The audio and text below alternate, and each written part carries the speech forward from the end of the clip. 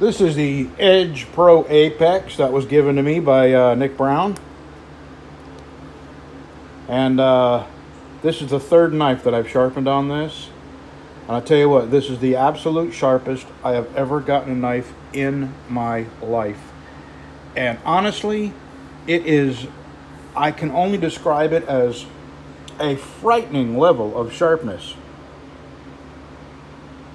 I have polished it up to 1,000, and that's, I'm not going to go anymore. I still have to flip it over and do the other side, but never in my life have I gotten a knife this sharp. But my purpose of this video is to tell you the minor modifications I made and why. The last knife I did on here, I did not have this little piece of leather in there, and the knife would slip around like this. Well, you have to use water, a soapy, watery mix on the stone, and what that does is slough off the metal that you're, basically shaving off, instead of embedding it in the stone. So consequently, that water carries all that abrasive laden water down under here where the knife was doing this. So by the time I got done sharpening it, it had wiggled a pretty big scratch in there that I had to go back to 400 and sand it out, back up to 600, back up to 800, and then rebuff. And to remedy that, I glued a small piece of leather. Here, I'm going to undo this now that you've seen this together. I glued a small piece of leather on that. Just a second.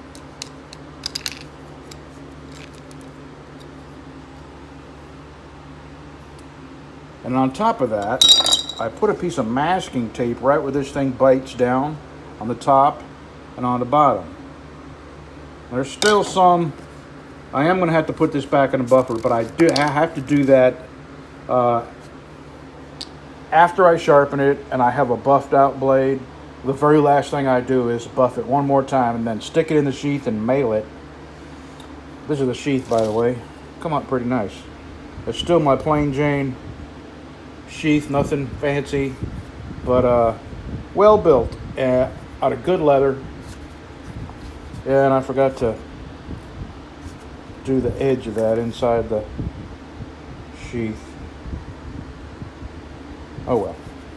And I like this oxblood. That is my new favorite color. And this tape was already here, but when it gets old, you just take that tape off and put another piece of tape on it. So there's two things that prevent a major amount of scratches from getting on there. There's that tape, and then I glued this piece of leather here, and I angled it a little bit because this does, it grabs them. Before I angled it, it was grabbing them just at the very tip of this, actually at the very back of it, and you really want as much surface on there holding the blade as possible. That way it doesn't slip.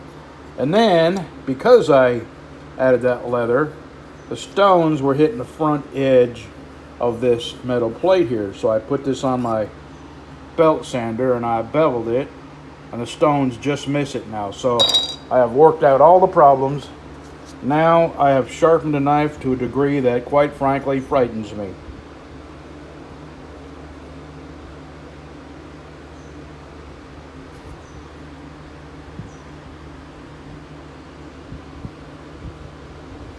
All right, I'm going to take this tape off.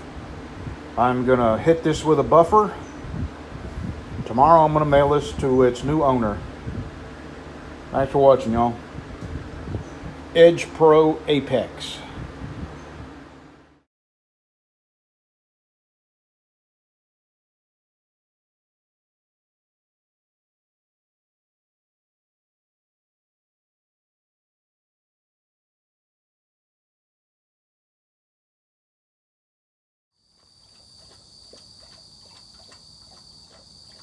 Boy, is it quiet. Quiet Sunday morning. Except for my dog drinking.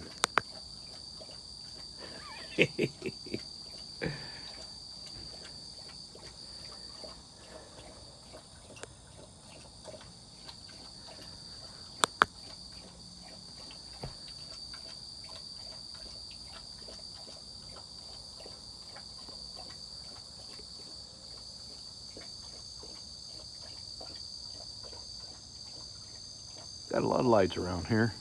That light there, right here, the one I'm covering up with my hand, that is at the end of my shop trailer. That light there, that one I'm covering up with my hand, that is on the top of my garage.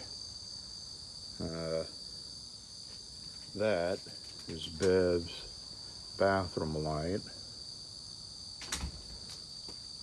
That is a street light. And no rain for us. No rain for us. Those are my neighbor's lights. That is a street light. And that's my wife's head. Yeah, the other day I turned around and I see my shadow on that fence out there, and I about jumped out of my skin. But somebody was looking at me. So where are you going? I'm gonna go turn the water on and start watering because we are not getting any rain today. No rain for us. How long's it been? Well, we've had one little rain in July, and then it rained for like 2 minutes, and it was dry. It dried immediately. Yeah. So since like the 1st of July, we've Yep. We are under drought. Everything's dying. They're gonna fix to put up a burn ban. The burn ban's already 1 county below us. Yep. Okay. I'm drink my coffee. Pet my dog. It's me again. Still drinking coffee. And oh, jeez. Yes, I'm wearing clothes. Okay, there you are. Come on, Sonny, come up here. Okay. I just want to tell you about a funny observation concerning knife makers. I am a member of about 10 Facebook groups on knife making and sheath making. And you have these cliques, I guess you'd say. You have these groups that beat their steel out with a forge and a hammer on an anvil. And they think they're better than the people who use the stock removal method of knife making. And by stock removal, what that is you buy your steel at the thickness you want, and you cut your knife out of that steel. And, from that point on, you're making your custom knife. And all you haven't done is beat steel out flat on an anvil. So the people who do look down on the stock removal people. And then you have people who grind their bevels freehand, and you have people who use jigs to grind their bevels onto the blade. I use a jig. I'm not steady enough. My hands shake. My back hurts. I can't stand that long. So I use a jig so I'm not constantly wasting steel, and it's very expensive. And so you have the guys who have learned how to not use a jig. They call it freehanding. And you would not believe the animosity they have towards people who have to use jigs or choose to use jigs for whatever reason. Even if it's just they'd rather use a jig than freehand. It's really, really, really funny, the human psyche, when you stand back and look at the big picture. And then sheath making. I use the fold over method of sheath making. Simply because it's the quickest, and it's the easy. Leather's expensive too, and you can't afford to screw up much on leather, or else you've really spent some money. Leather's very expensive, and all the other things that go into making a sheath. It's just the costs are phenomenal. The dyes, the thread, the waxes, the tools you need to put holes, the groovers, the glue. I mean, it's all expensive.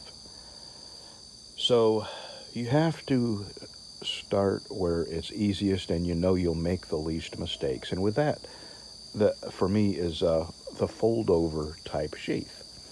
And I do have hopes of someday making making two-piece sheaths, and I will. Uh, but right now I'm devoting my learning time to getting better at knife making. Anyway, I just thought it was funny that you have the people who bang their steel out on an anvil that look down on stock removal knife makers, and then you have the people that freehand their bevels, look down at people who use jigs. It's just funny.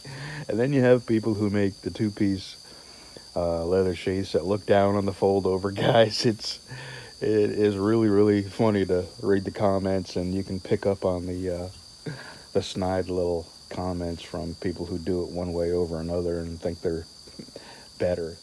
It's funny. People are funny.